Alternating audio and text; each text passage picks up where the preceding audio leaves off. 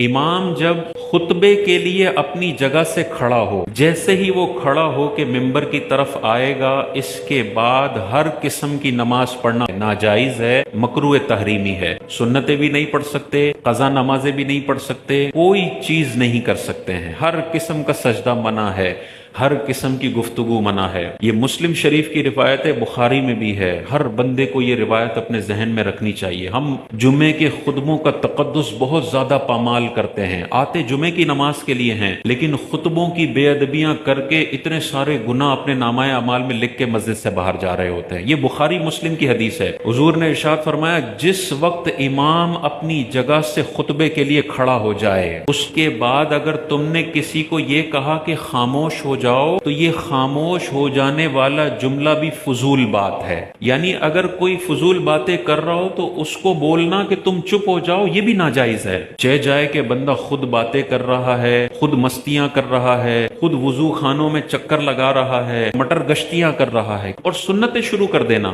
بعض ڈیڑھ ہوشیار ایسے بھی آپ کو ملیں گے، خطبہ شروع ہونے والا ہے 10 سیکنڈ کے بعد، لیکن حضرت نے سنتیں شروع کر دی۔ یہ سنتیں شروع کرنا گناہ ہے کہ خطبہ سنو بھائی، ابھی عربی کے اندر جو خطبہ دیا جا رہا ہے تم پر لازم ہے یہ خطبہ سننا۔ ہاں، اگر پہلے کسی نے سنتیں شروع کر دی اور ابھی دو سنتیں پڑھی تھی کہ خطبہ شروع ہو گیا، اب یہ 4 پوری کر سکتا ہے۔ اب یہ نہیں ہے کہ سنت توڑ دے گا، پوری کر لے، لیکن اگر اسے لگ رہا ہے کہ میں 2 پوری کروں گا اور امام صاحب نے خطبہ شروع کر دینا ہے، تو اب سنتیں نہ پڑھے، اب خطبہ ہو جانے دے، 2 رکعت جمعے کے ہو جانے دے، اور اس کے بعد سنتیں پڑھے۔ امام صاحب اکثر خطبے کے اندر آیت درود پڑھتے ہیں، ان اللہ و ملائکتہ یصلون علی النبی۔ اب جن کی عادت ہوتی ہے وہ کہتے ہیں حق نبی۔ اب بھائی خطبے کے وقت نہیں بولنا ہے، کیونکہ خطبے کے وقت خاموش رہنے کا حکم ہے۔ آگے امام صاحب کہتے ہیں یا ایھا الذین آمنوا صلوا علیہ وسلموا تسلیما، تو جس کی عادت ہوتی ہے وہ درود پڑھنا شروع کر دیتا ہے۔ خطبے کے وقت درود شریف نہیں پڑھنا، دل میں پڑھنا چاہیں تو پڑھ سکتے ہیں، خطبے کے وقت خاموش رہنے کا حکم ہے، غور سے